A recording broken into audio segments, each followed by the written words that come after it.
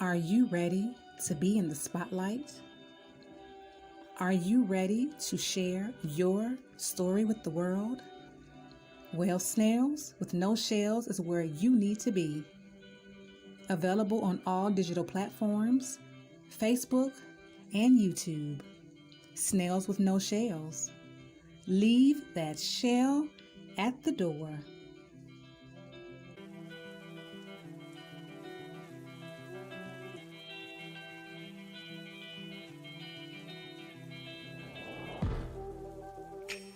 Where did we go wrong?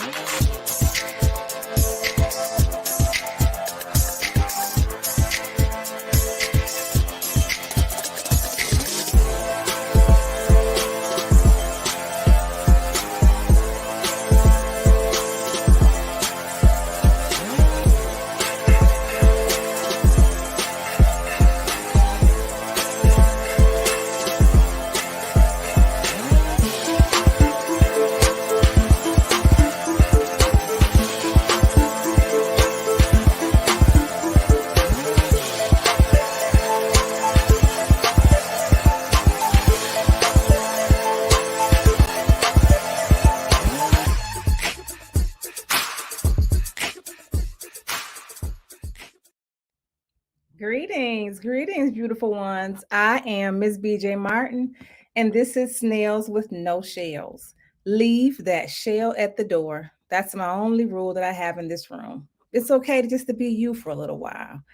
All right. Now let's get started. I would like to bring my next guest.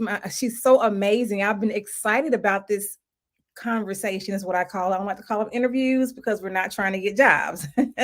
But I've been so excited to have this conversation with this beautiful lady. Let's bring her to the stage. Addie. Hi.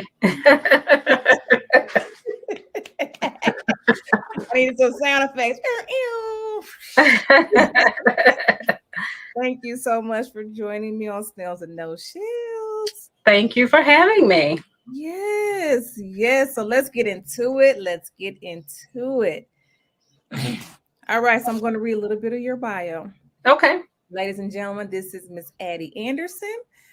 And remember, this is the month of May. This is Mental Health Month. This is a very important month to me, as you all know, or some of you may not know, that I am a mental health advocate. So it's exciting for me to have therapists on here that can actually, give you guys some really good nuggets. I usually share, what I've experienced and things that I've done to kind of deal with my mental health.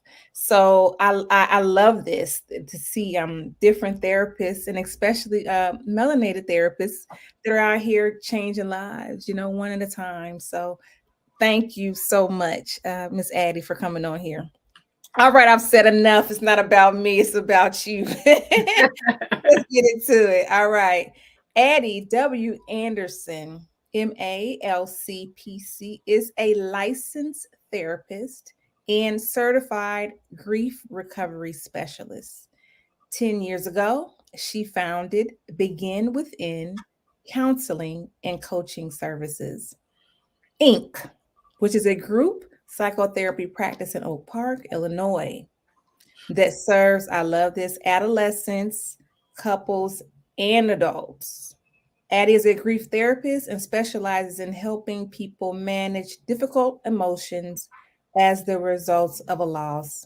And she is a member of the Association for Death Education and Counseling, as well as the American Counseling Association. And she's the type of therapist that she's outside of the box. She doesn't have a cookie cutter solution for just one person. Everybody has their own plan. So thank you again for joining me. All right, first question. Where were you born and raised? Oh, okay. Yeah. Well, I was born and raised in Noonan, Georgia. Okay. And Hmm. Noonan, I'm not sure if you're aware, is about 35, 40 miles, if that much, south of Atlanta. Hmm.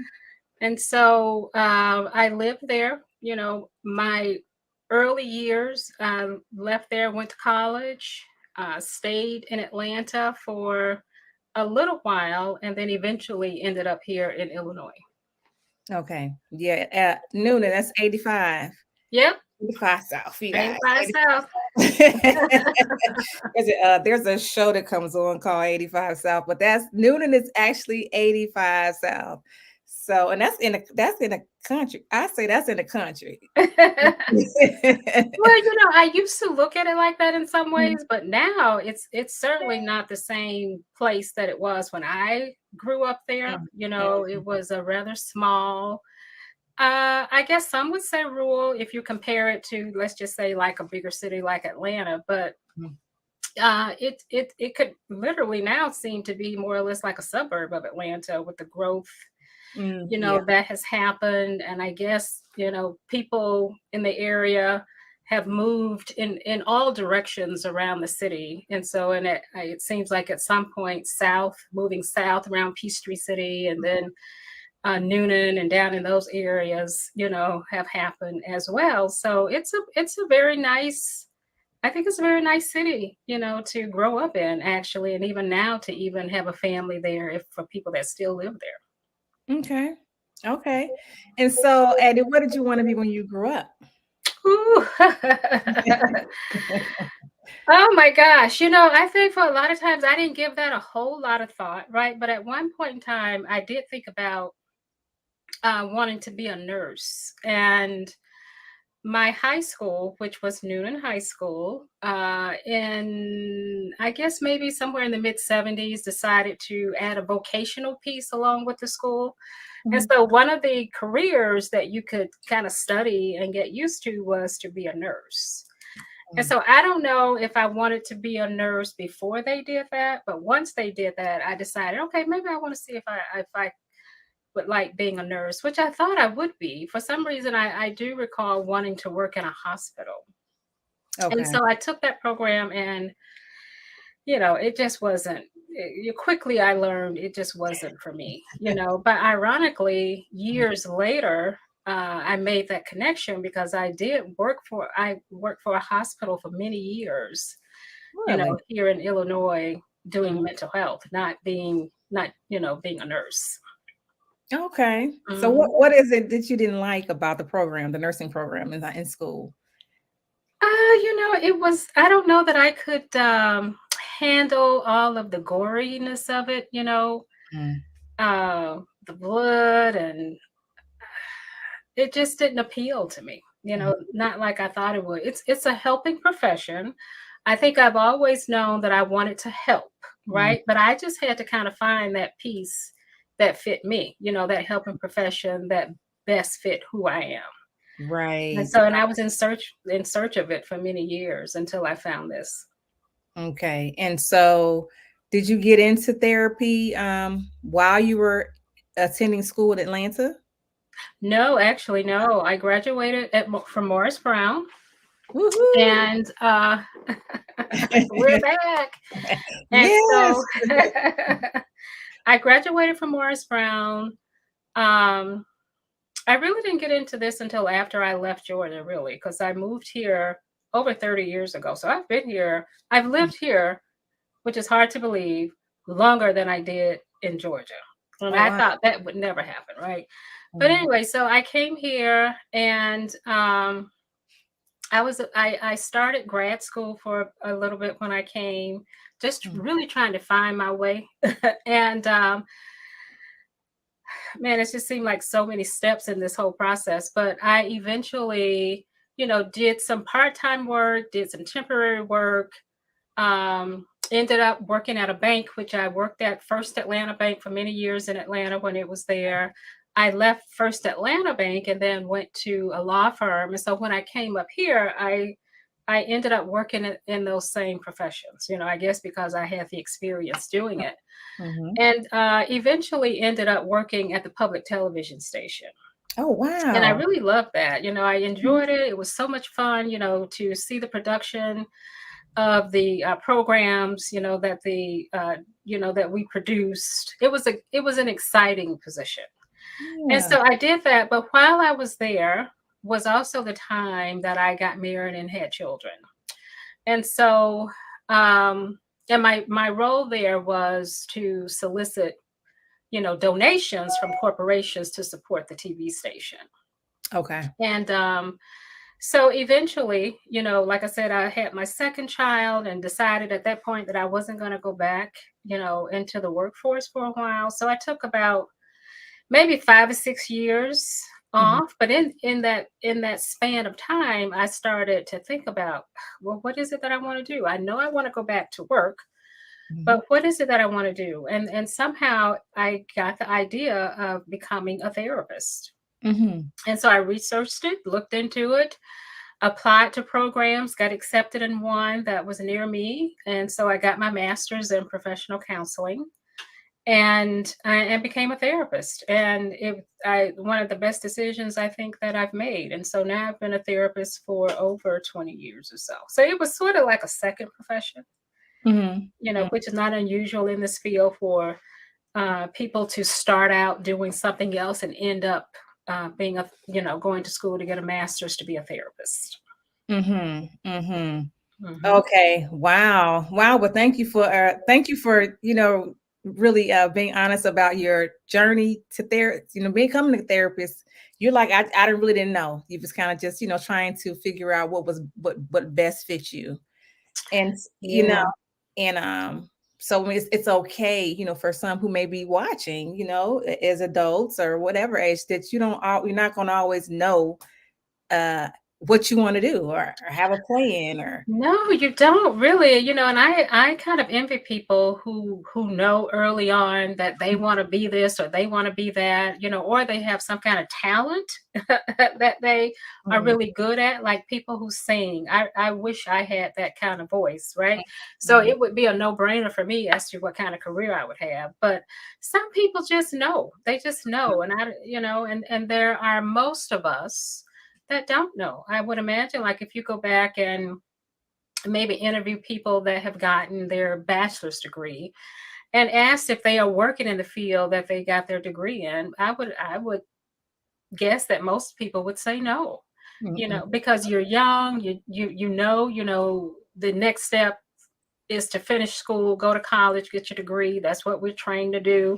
mhm. Um, and then go to work. And but it, so we change and evolve over the years. That means our interests will also change and evolve over the years, and we get to a point to where we're a little bit more sure at some point as to what we enjoy, what we don't enjoy. In the meantime, it's like, just try whatever you think.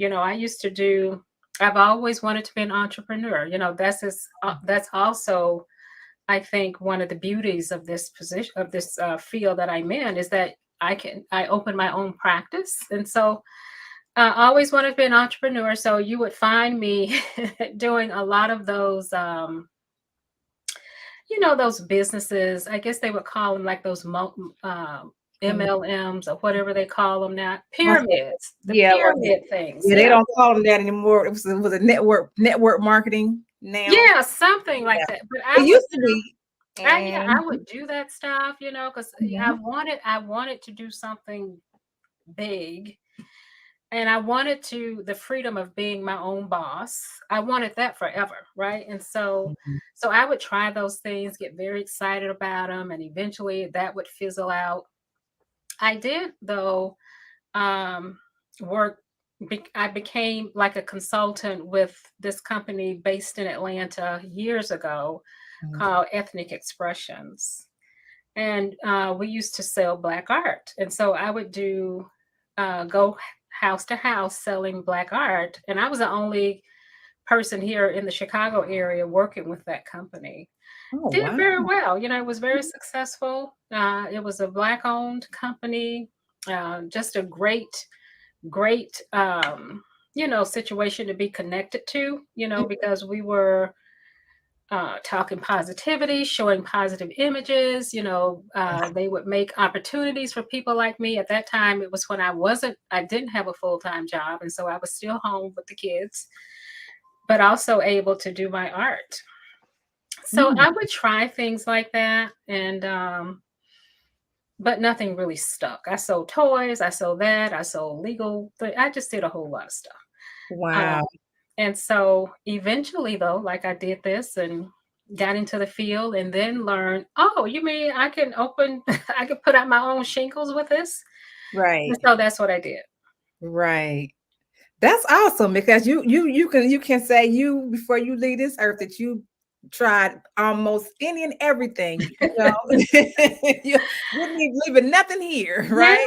yeah. It was a running joke a lot of times with, with my friends and family. It's like, what is she doing now? What is she trying? And at some point in time, it was sometimes a bit embarrassing, but I was seeking, right? I was looking, I was trying to find that sweet spot for myself. And in order to do that, in the way I see it, you have to try things. You do. You I have to try things. 100%. I do. Mhm. And that sweet spot.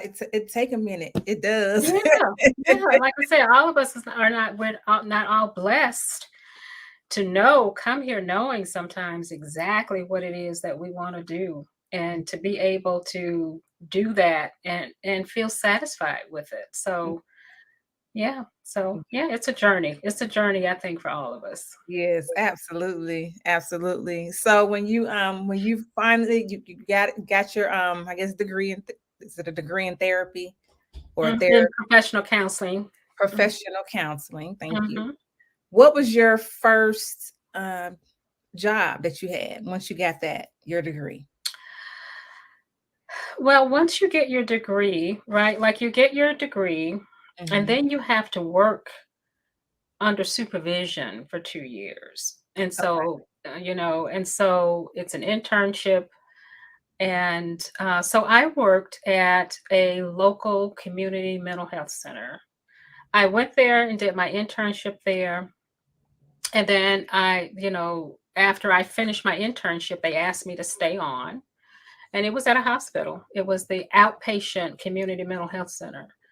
And so I was working with the severely mentally ill population. And so we're talking about people with diagnoses of like schizophrenia, schizoaffective disorders, major depression, a lot of social ills, because we worked a lot with people who lived in the inner city. And so it was the best opportunity for me, to be able to learn, get my feet wet, understand what I'm doing, Hmm. the best training that I could get at that time. It was a great opportunity, and so I stayed on there for a long time and eventually became the director of the program before I left. Oh, okay. Okay, that's awesome.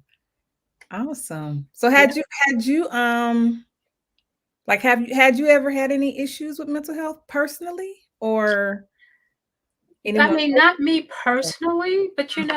and not really, like in families growing up.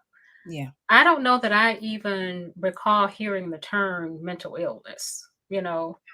No. If you think about the terms that we most likely would hear would be crazy, Mhm. breakdown, nervous breakdown, Mhm. losing their minds or whatever.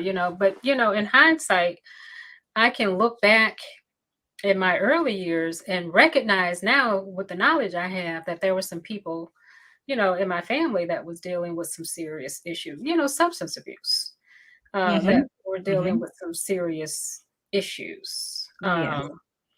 And I think that's in most families. Mhm. Mhm. Mhm.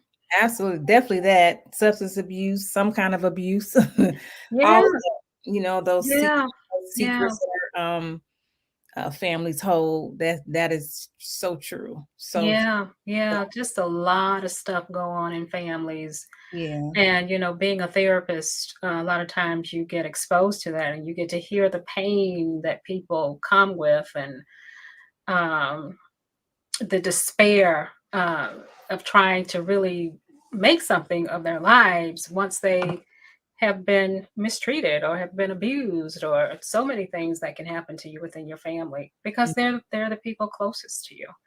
And then you have the secrets, and it's like you don't talk about our dirty laundry, or you don't share anything with anybody about what's happening, in our family, and people hold that close to them. They stay loyal to that. Stay loyal to that, right? Detriment.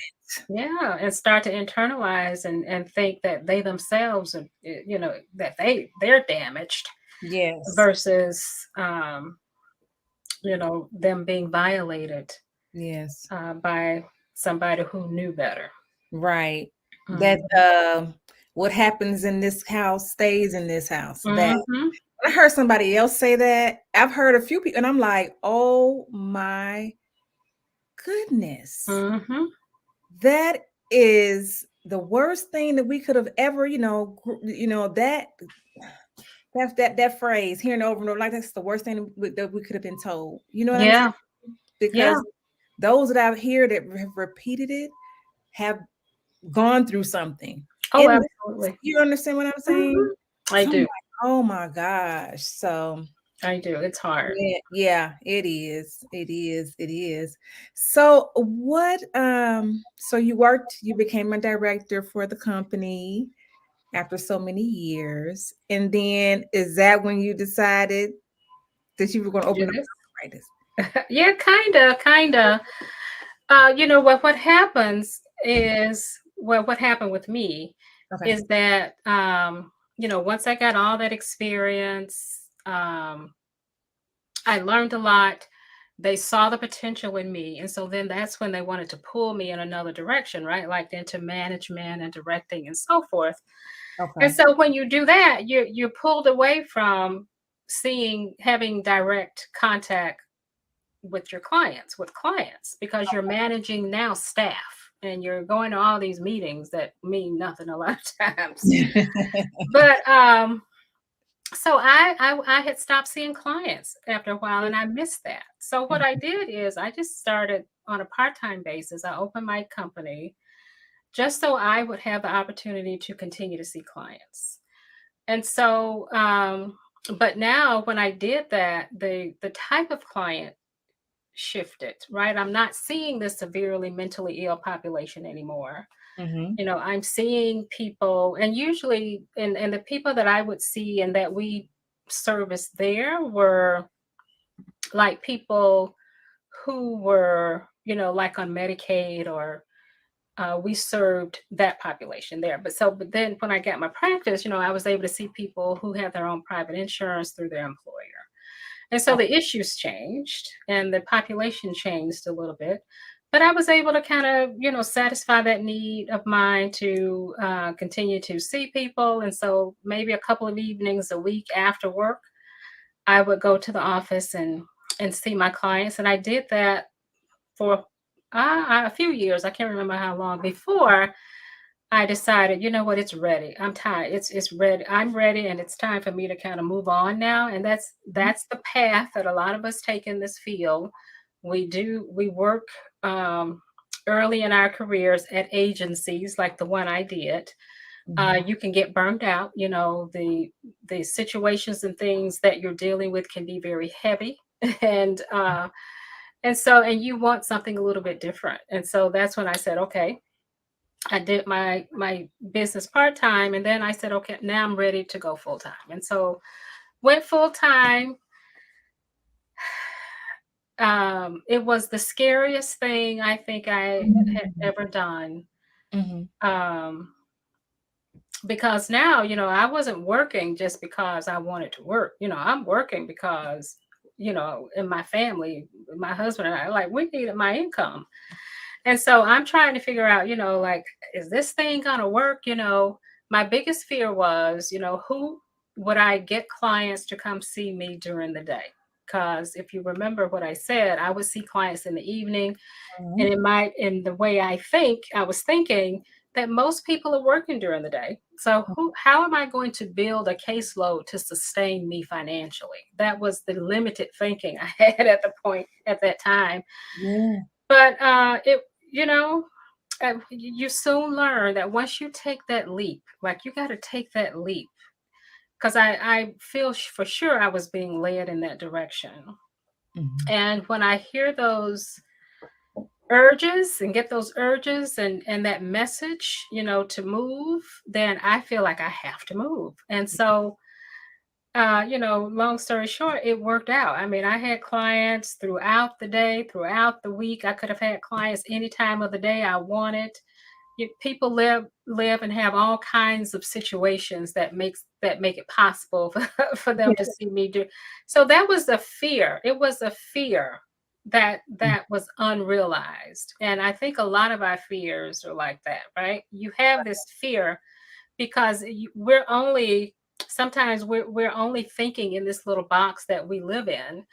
And so, if you don't expand and take that risk and allow yourself to get out there and be challenged by some of the things that you're afraid of, you never get to refute those and show for yourself that, you know what, that's not true, because it Mhm. certainly did not turn out. And so I had no intentions of bringing other therapists on, because I was like, look, I'm coming from that situation, managing people. I'm tired of managing people. I just want to be responsible for me, and I did that too for a little while. So it was good. I mean, I Mm. was things were rolling along. So it Yeah. was really good. And then I got that urge again that, I think I want to grow. And that's when I started bringing other clinicians on board. Wow. Wow, you follow that intuition. I love it. I love it. Love it, love it. Yeah, I live by it. I honestly Mhm. do. Mm. I do. I listen. When you get that voice, you have to know what your voice is and what it sounds like to you. And Mhm. for me, sometimes it's clearer than at other times. But when I decided to leave that job, it was very clear to me, right? Mhm. Even though I was afraid, I was afraid, but I knew for sure that um that I heard that voice. And so it's like I gotta go. Um and so that's what I did. That's what I did. And I haven't looked back at Awesome. all, period. Yes, I love it. I love it. I love it. See how it's okay, even as adults, to be afraid of stuff, Yes. doing different Yes. things, especially when you're not really sure, Mhm. what's gonna happen. Like you said, you had, bills to pay. I had stuff, you and your family, husband, I had Mhm. things going on. And Yes. yeah, you took that leap of faith. I love it. I Yeah. love it. Yeah, I did. It was scary. It was Yeah, I scary. know it was. Yeah, I know it was. Yeah. Wow. That I can remember the very first week, actually, because my instructions were to leave that job at that particular time. It was May 30th, 2014, right? So Mhm, I got the date and everything down, and I followed. I did everything. mhm, And right before I left, I'm getting all these calls from people wanting to come see me in my practice for therapy. So it was almost like confirmation to me that, yeah, you're making this right decision. You should do this, right? And so people are calling, so you're going to be able to fill your caseload. Um, and so that even gave me a little bit more comfort. So, you think of, so probably around the first week of June, I left the end of May. I get out, I'm ready to go, and my phone just literally stopped ringing. Like I was not getting calls from anybody mhm. anymore, trying to schedule with me. Right. Oh my God, you're talking about I was like, okay, so what am I gonna do? And so Mhm, um my spiritual advisor, that I would consult with, I was telling her about my anxiety, how I was feeling, how things were going. And what she told me, because I'm trying to figure out what I need to do. And so what she said to me is, Right now, you don't need to do anything, right? Mm, You don't need to do anything. Is you just wait for your next instructions. And so that helped me a lot. It helped me a lot because it shifted my way of thinking. And so now I'm thinking, okay, well, since I have this time, I should use this time to do things that I need to do for my business, you know? mhm, And so that's when it started rolling. You know, I did a lot of stuff. There were so many resources out there that I could tap into, that I tapped into, that made it possible for me to really, really get it going. So mhm. then I learned to appreciate that time I had. Yes. Yeah. So Yeah. it's all about perspective, I think. Mhm, You know, it's how you see things, not so much how they are. It's mhm, how you see them mhm, will determine how you react and how you function around it. mhm, So once I shifted my perspective, I was calmer, I had better clarity of thought, I was able to receive and see resources that were already around me, but I couldn't see them because I was so tied up in my head about trying thinking I'm gonna fail. Like, how am I gonna get this done? And it never happened. It never happened, even mhm, to this day. mhm. Wow, that's beautiful. I had a quote came in my mind. It's Mr. Les Brown. He says, faith, we said faith not tested can't be trusted. Oh, that's a good one. That's Yes. excellent. So when I you telling me your story, that's what I'm thinking. If you Yes, yes. It's faith like you gotta test it. yeah. That's how you know that you know that you know. And how That's God, how you know you know you right, know. how God and universe, whatever you call them, how they know, okay, we can trust you. Because you come Yes, around and say it, but how do we know? You could say, that's I right. have faith, but then when it comes down to it, do you really? Do you really? Do Right. you really? Yeah, you can't always play it safe. Right. No. No. Yeah, you're not gonna grow in that. No. Comfort zone will strangle you out. Yes, ma'am, it will. Absolutely. So yes, I love that. So I wanted to ask you a question. Like as of right now, um, are your clients, are you noticing more young people needing to get help, or women, or are you getting men? Can you share some Mm. with All of that, right? You know, now, contrary to what I was saying earlier about phones not ringing, now my phone's ringing off the hook, right? And a lot of that has to do with a lot of the work that we've put in. But we're getting calls from young people, from parents calling for their children because they are feeling anxious, and about, I think a lot of it is stemming from the pandemic, you know, from when 20? people were shut down, and having now to kind of re-enter the world and feeling a lot of anxiety around that, a lot of uncertainty as to how what will happen. So, you know, a lot of that happening with kids. I certainly am getting calls from men, right? And we love working with men. The Mhm. majority of the people that we see are women because it's women who are calling, but we love working with men, you know, when they do call, and they are calling. That's awesome. So, and I think and hope that what we're seeing, because, you know, we service and work more with, you know, people of color. So my dream is to have a clinical practice that consists of the rainbow of people, Mm, um, of clinicians, and clinicians to serve those people. mhm, Because when people call, they are very specific about the type of clinician that they want. mhm. Um, and I want to be able to, as much as I can, provide that. But yeah, women, we have a lot of women clients, we have male clients, and we have adolescents. Okay.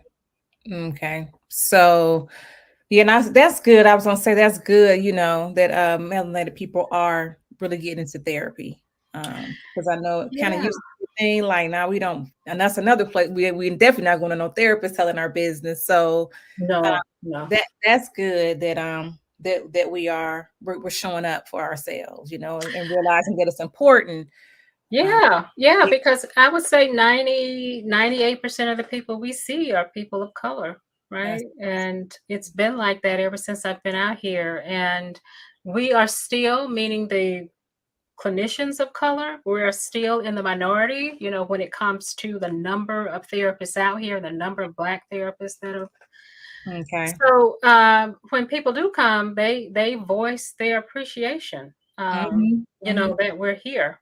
Hmm. And so it's very important because people, they want to see somebody that they think that they can relate to, Absolutely. because when you're coming here, you're talking about things you know that are very painful, and you're hoping that the person that you're talking to will have some context around Right.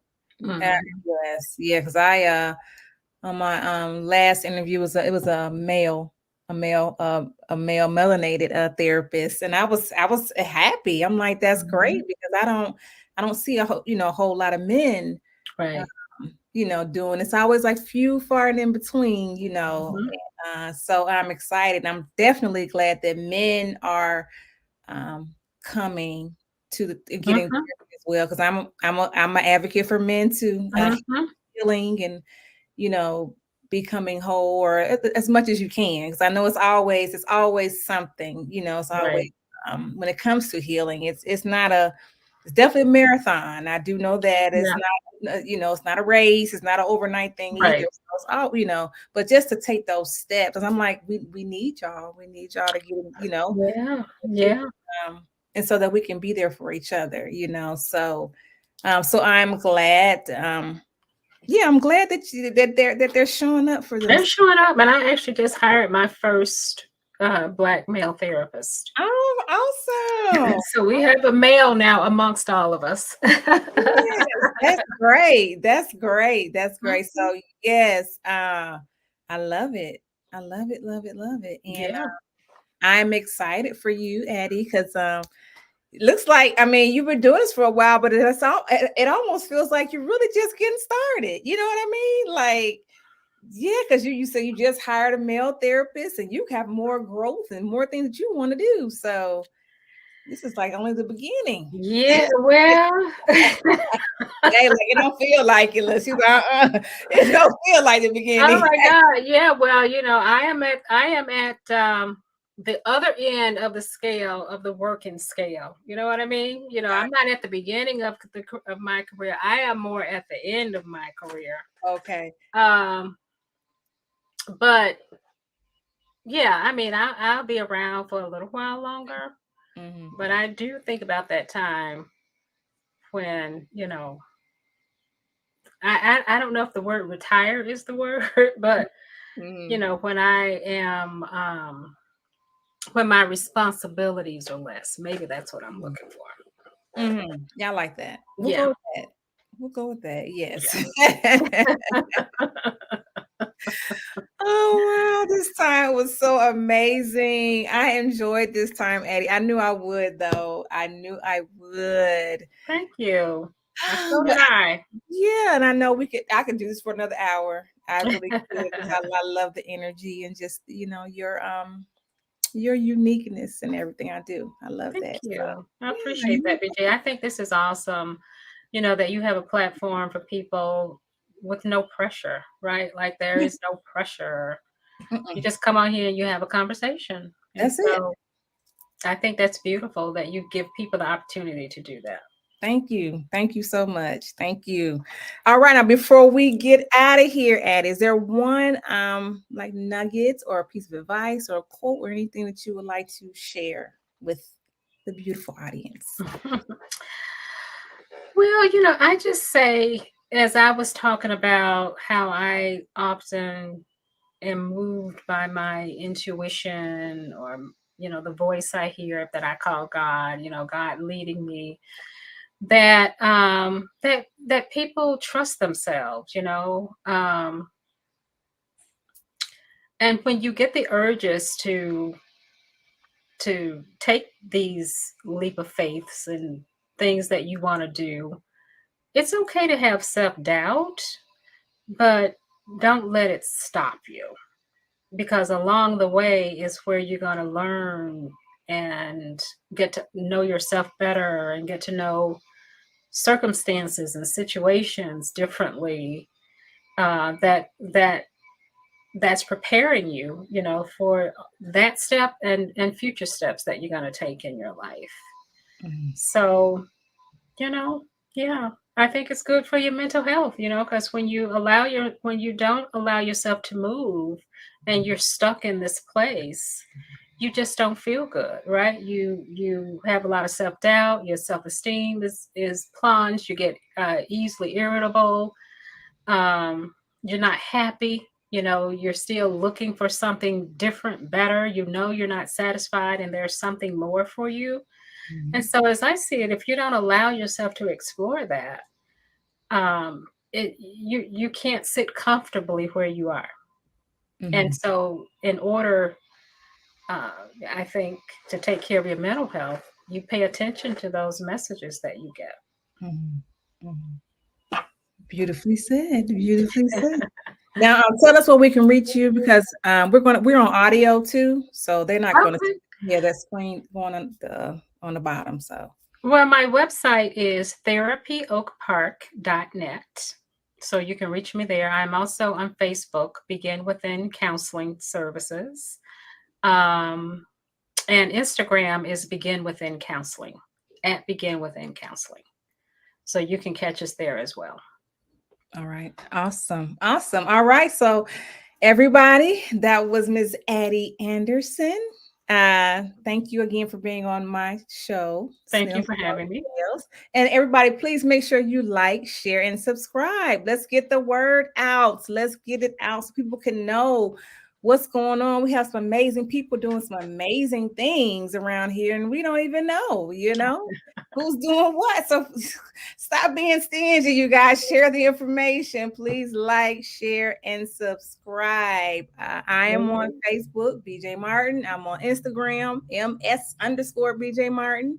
I'm everywhere, Ms. BJ Martin. I'm on TikTok, Ms. BJ Martin. So it's no excuse, you guys. Again, like, share, and subscribe. And thank you for taking the time to watch Nails and No Shells. Also, before I go, I would like to say, remember, just like the sun, you are necessary. I love y'all.